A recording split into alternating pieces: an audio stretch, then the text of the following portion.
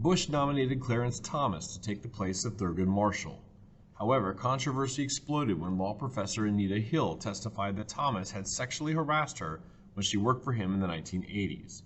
During several days of televised Senate hearings, committee members questioned Thomas, Hill, and witnesses for each side. Thomas eventually won approval by a final vote of 52 to 48. The Reagan and Bush appointments to the Supreme Court ended the liberal control over the court that had begun under Franklin Roosevelt. The court stirred controversy when a man in Texas was arrested for burning an American flag in a political protest. In Texas v. Johnson, the Supreme Court ruled that he had the right to burn the flag because of his First Amendment right of freedom of expression. Appalled by the decision, Bush called for a constitutional amendment to outlaw the destruction of the American flag. Initially, opinion polls showed wide support for the president's position, but legal experts in and out of Congress warned that any attempt to prohibit this form of expression would endanger the entire principle of free speech. After record losses of $13.4 billion in 1988, more than 250 savings and loan companies have been forced to close. Congress passed a bill to close or merge more than 700 ailing savings and loans and restructured the federal regulatory system. A new agency, the Resolution Trust Corporation, took over the properties that had lost value and gradually sold them off at discount prices. By the time the Resolution Trust Corporation expired in 1992, the cost to the government had passed $150 billion. The eventual bill for the savings and loan cleanup, including interest, was estimated between $500 and $700 billion. The Keating Five were 5 U.S. senators accused of corruption in 1989 as a part of the larger savings and loan crisis of the late 80s and early 90s. The 5 senators, Alan Cranston, Dennis DeConcini, John Glenn, John McCain, and Don Regal, were accused of improperly intervening in 1987 on behalf of Charles Keating, chairman of a savings and loan association, which was being targeted by the Federal Home Loan Bank Board. Keating made large political contributions to each of the senators, totaling $1.3 million.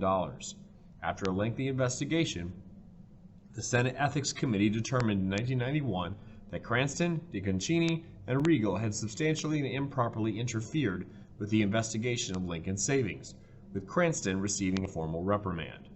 Senators Glenn and McCain were cleared of having acted improperly, but were criticized for having poor judgment. All 5 senators served out their terms.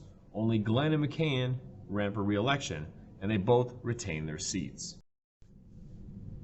The stock market crash of 1987, Black Monday, plus the savings and loan crisis, which put the financial well-being of millions of Americans in jeopardy, led to a panic that caused a sharp recession.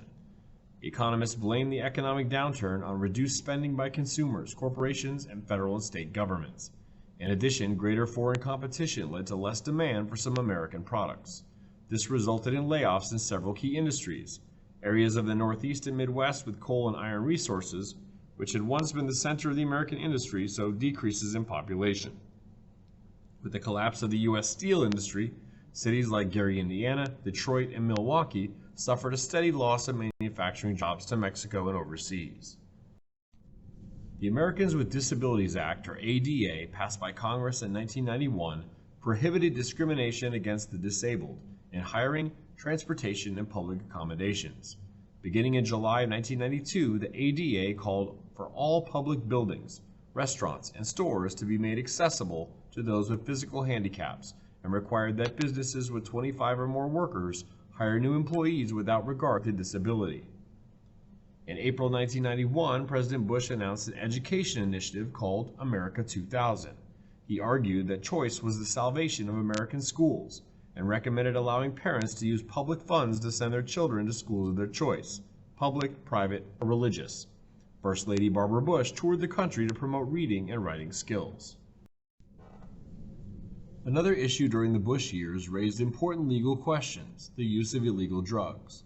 Soon after taking office, Bush unveiled an $8 billion anti-drug program. Support for an all-out war on drugs had been building for years. In a public opinion poll, a majority of Americans identified drugs as the nation's most urgent domestic problem. Cocaine was the most widespread and dangerous drug of the 1980s, especially in a concentrated form known as crack.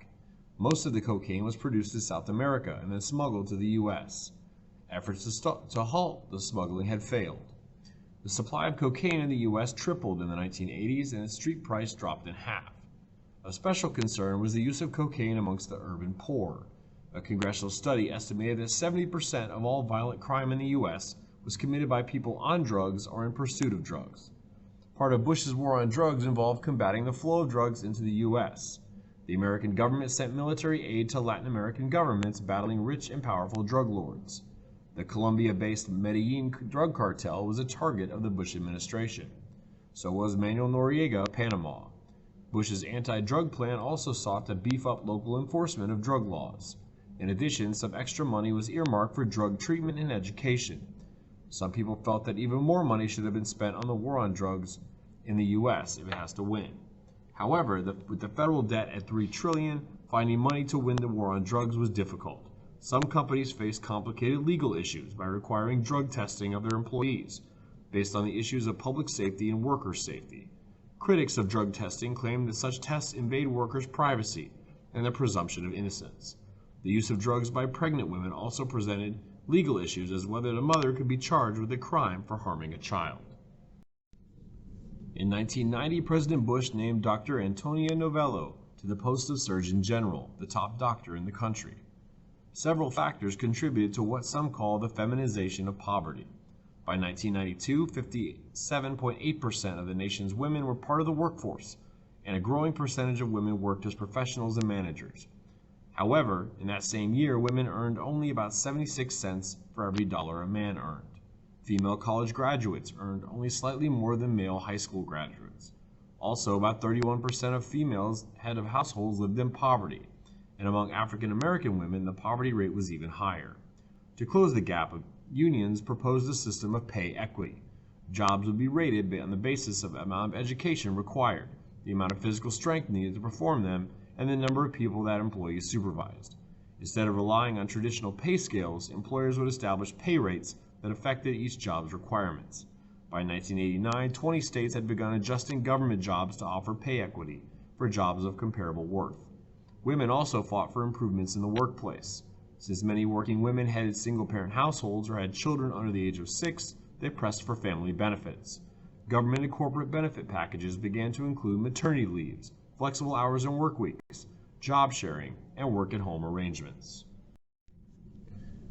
African Americans made striking political gains during the 1980s, even though their economic progress suffered.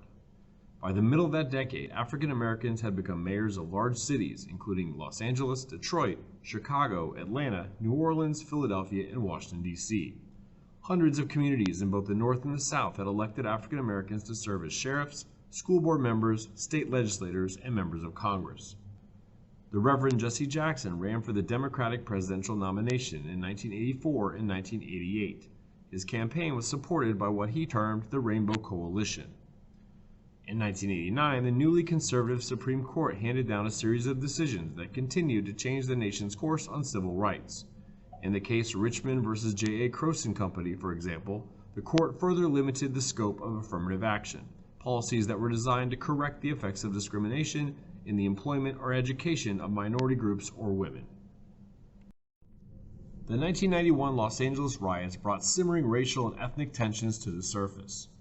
In March, a 78-mile car chase along Los Angeles freeways ended with white police brutally beating Rodney King, an African American, when he resisted arrest for speeding. A nearby resident captured the incident on film, but Americans differed on what the video revealed. Most blacks and some sympathetic whites saw a poorly trained and racist police force that unfairly harassed blacks, echoing complaints that had set off the Watts riots in 1965. Others, including the jury, consisting of 10 whites, 1 Latino, and 1 Asian American, eventually acquitted the officers, offering a competing vision. They saw overworked police doing their job to protect law and order in a dangerous neighborhood. The not guilty verdict set off 4 days of rioting in Los Angeles, during which Latinos also took to the streets to air their frustration with failing schools and entrenched poverty. Television networks continually aired footage of black youths assaulting a white truck driver, but paid little attention to the Asian American-owned stores that blacks and Latinos ransacked as payback for allegedly having previously refused to serve or hire young men of color. 70 people were killed in the disturbances in Los Angeles. The riots highlighted the plight of minorities and continuing racial tensions.